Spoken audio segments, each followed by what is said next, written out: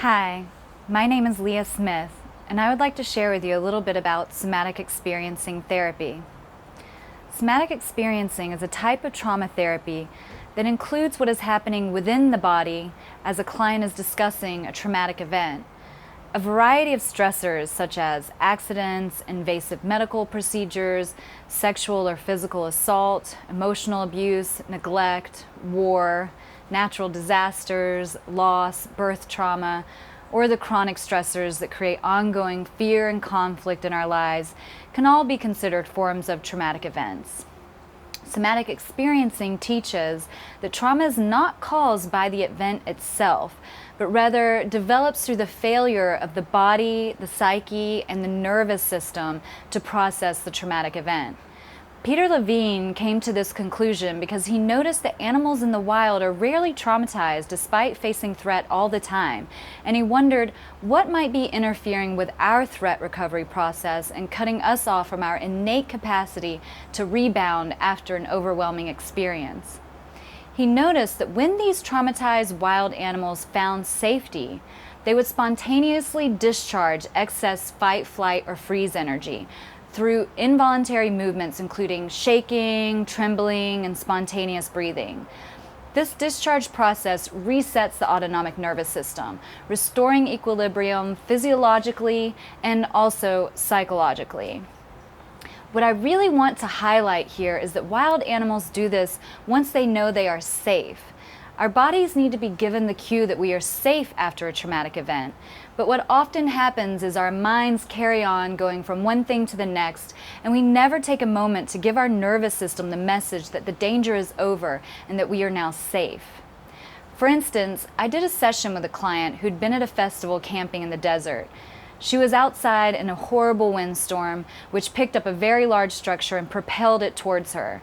She was hit by it and then watched it fly towards other campers. She fortunately wasn't too physically hurt, and she was able to get up and try to run for cover. She took cover underneath a large shade structure where her tent was located. Minutes after finding refuge, the large poles holding up the shade structure began to collapse. She and the other campers had to frantically run back out into the windstorm to prevent being crushed by the poles. At that point in the session, when she was recalling this part of the story, her body went rigid. She was in a panic and began urgently exclaiming, "Nowhere is safe. I have nowhere to go. Nowhere is safe." I could feel the palpable energy coming off her as her body was vigilantly scanning for safety and coming up empty. This is the point at which her system got stuck. Even though the windstorm had long been over, she had not registered that fact on a physiological level. Neurologically, what fires together, wires together. So that scanning of her environment for safety and coming up empty is what got wired together. That was the message that was going to stay stuck in her system, which could potentially lead to a domino effect of anxiety symptoms like problem sleeping, poor digestion, just general tension in the body. That is why I responded to her with that urgent energy by saying, in this moment, anything can happen. A unicorn could come rescue you if you want. So use your imagination right now and tell me who or what could rescue you. Or where can you go that would feel safe? She immediately replied, I would go underground. I would go deep underground and bring everyone with me so we can all be safe. I told her to do just that, to go deep underground where it's quiet and safe, and to take a look around at all the faces of her friends who are also safe there with her. I encouraged her to really take that experience in and notice what happens in her body as she does that. As she did this, her breathing instantly and dramatically changed. It became deeper and fuller. Her face became calm.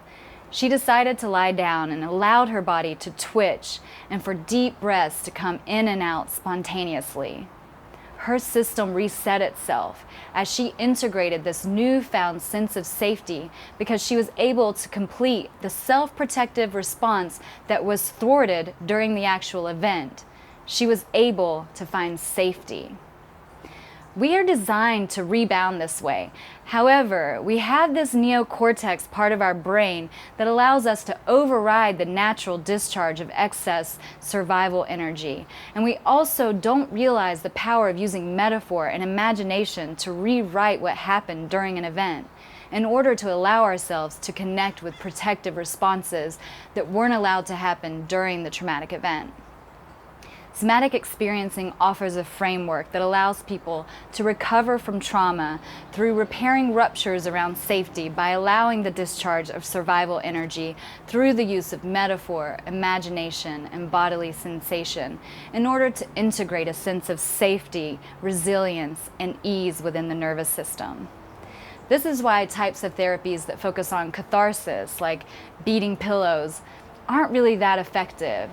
Had I encouraged her to go into the terror, to feel the panic, it would have done nothing but reinforce the fact that she wasn't safe. Her system would have become completely overwhelmed, and she probably would have gone into a dissociative state. She would have left the session feeling numb, which for a lot of people, they interpret that as good results, since they are temporarily relieved of their feelings of anxiety. But the underlying issue of needing to connect that experience with a self-protective response that creates a sense of safety in her body would have gone unaddressed, and her anxiety symptoms would have quickly returned. So that's a little bit about SE, guys, and that's it for now. Thank you so much for listening. If you'd like to learn more, please check out my website. It's traumatransformationla.com. You can learn more about SE there. And until next time, be well, feel safe. See you later.